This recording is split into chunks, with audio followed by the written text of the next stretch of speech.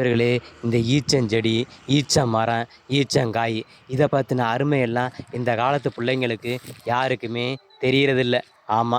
நான் பள்ளிக்கூடம் படிச்ச காலத்துல எங்க வீட்ல எப்பவுமே ஒரு 5, 6 மாடு இருக்கும். அத எங்க அப்பாவோ இல்ல அம்மாவோ தான் ஓட்டிட்டு போய் மேய்ப்பாங்க.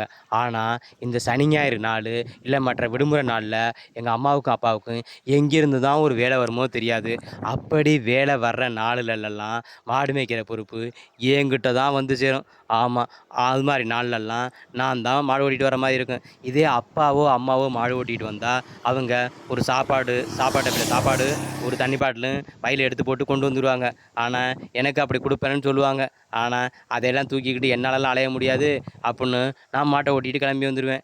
ஆமா. என்ன மாரியே ஊர்ல 2, 3 பசங்களும் கிளம்பி வந்துருவாங்க நண்பர்களே. அப்படி நாங்க கிளம்பி வந்துட்டோம்னு வச்சுக்கோங்களேன், ஊர தாண்டி, ஊர் எல்லைய தாண்டி காட்டுக்குள்ள போயிட்டோம்னு வச்சுக்கோங்களேன், எங்களுடைய கொஞ்ச நேரம் தான் மாட்டு மேல கவனம் இருக்கும். அதுக்கு பிறவெல்லாம் எங்க தேனு கூடு கட்டியிருக்குது, எங்க கௌதாரி முட்டை போட்டிருக்குது, எங்கன கிளி குஞ்சு பொரிச்சிருக்குன்னு தேட ஆரம்பிச்சுருவோம் நண்பர்களே.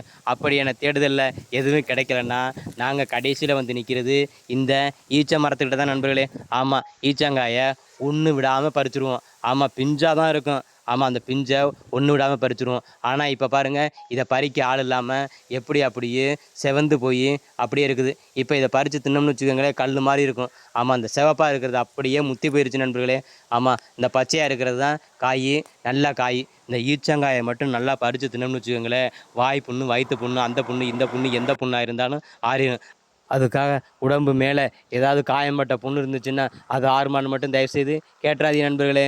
ஆமா. இப்படிப்பட்ட நல்ல ஒரு அருமருந்தான இந்த ஈச்சங்காய இன்னைக்கு கண்டுக்க ஆள் இல்லாம, அப்படியே முத்தி போயி, காய்ச்சு போயி, அத பறிக்க யாரும் இல்லாம இருக்கிறத நெனச்சா வயித்தெரிச்சலா இருக்கு நண்பர்களே. அந்த பழைய காலம், அந்த பள்ளிக்கூடத்து காலம் திரும்ப ஞாபகம் வருது நண்பர்களே. ஆமா. கால்சட்டை பேக்குல பறிச்சு போட்டுக்கிட்டு, அன்னைய நாள ஃபுல்லா இந்த ஈச்சங்காய வச்சு ஓட்டுறது.